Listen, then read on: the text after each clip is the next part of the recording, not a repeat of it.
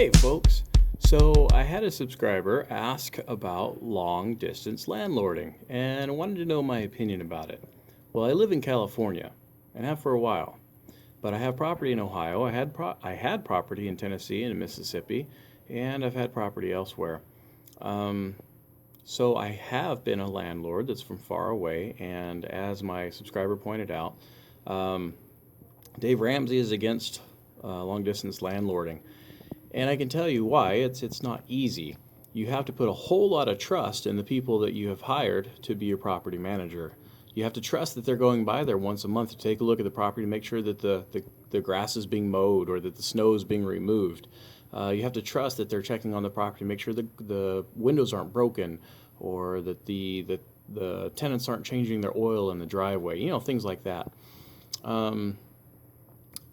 Every time I've bought a property in a place that's far away, I've done an interview with the property management team, and that I think is what has saved me the most, more than anything else.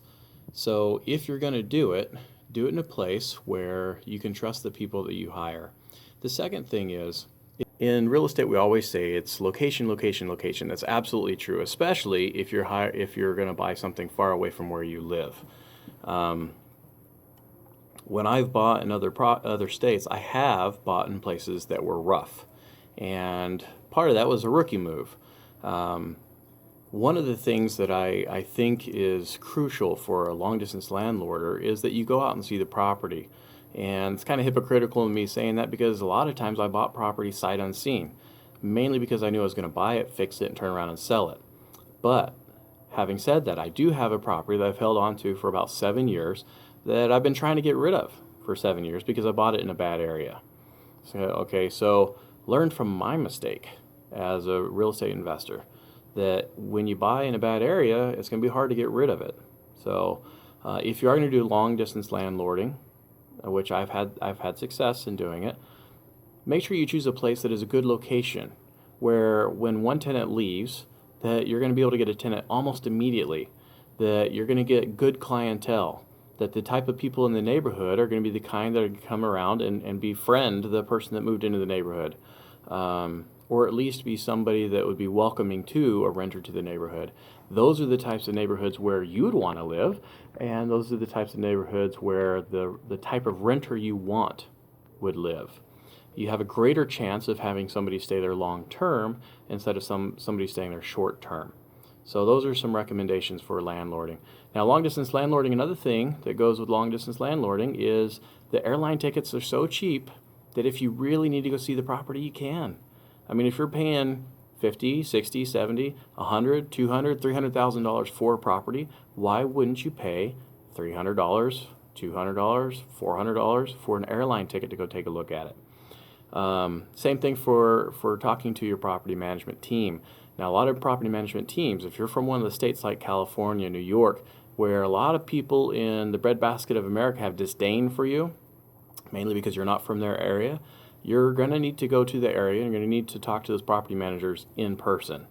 Fortunately for me, I was raised in Arkansas. I lived in Texas and New Mexico, so I understand a different lifestyle than most Californians live, the city slickers, if you will. So I have a different demeanor when it comes to talking to my property manager, especially in people in those other states. That helps because it builds trust with that person. Now, if I'm one of those city slicker LA type people or San Francisco people, you're going to need to go out there and see the people in person. And you need to address them in person because they need to see that you're a human being. Otherwise, they're just going to think that you're a flaming liberal and they're not going to want to help you out. Okay? I'm just speaking from the truth, all right? If you wanted lies, you should get on to another channel. So long distance landlording, while I don't recommend it all the time, I would say it's one of the easiest ways to get started because you can find property that's cheaper if you live in a more expensive city. Now, the subscriber had said that he was having a hard time finding properties he could buy cash for 150 to 200 grand in California. I have a rehab that I'm working on right now, and I'm creating episodes for you guys where I'm going through the rehab, and I'm going to show you from start to finish how I do this rehab and how I fix it up and how I go through permitting process and everything. So I'm hoping to have that sometime later this year. or early next year. But I'm not going to post it till it sells and everything is finished. You'll be able to see how much I spent. You'll be able to see the struggles I went through on this rehab. But this is a for reals channel.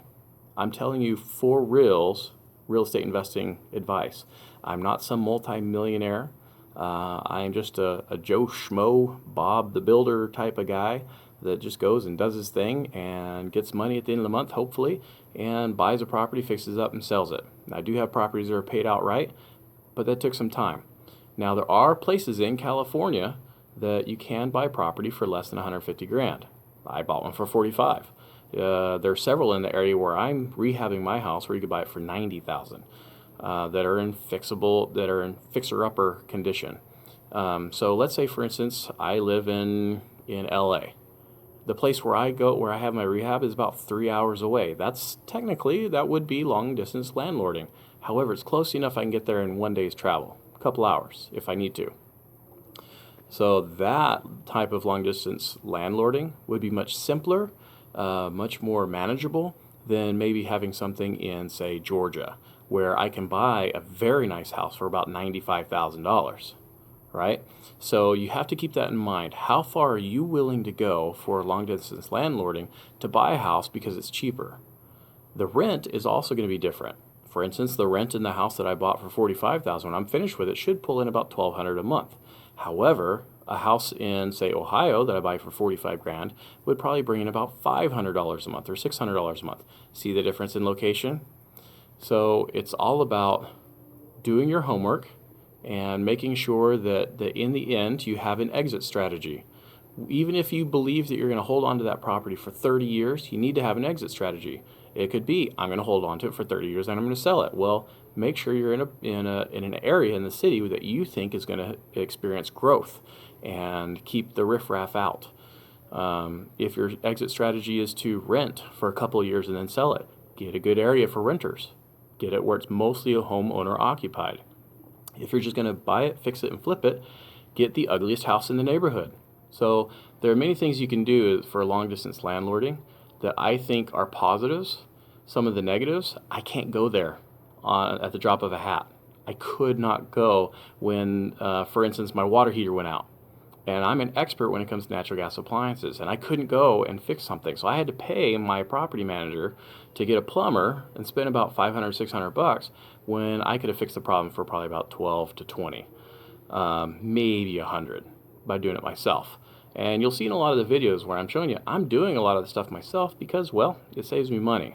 And like I said, I'm not some multi-million-dollar investor where I can just pull out a checkbook and stroke a check and be happy about saying, hey, here's a check for 20 grand to wire my house, when I can wire my own house and spend $1,000 on electric wiring. So I hope that answers your questions. If you have questions for me about real estate investing and you want the real advice, go ahead and ask down below in my comment section. Give me a thumbs up if you like this video. If you want to hear more, give me a thumbs up, and definitely subscribe. You know, YouTube changed the ways that people like me make money. We now have to have 1,000 subscribers and 4,000 hours of video time each year. So I appreciate you watching this far. Please subscribe, and I hope to see you again. Thanks.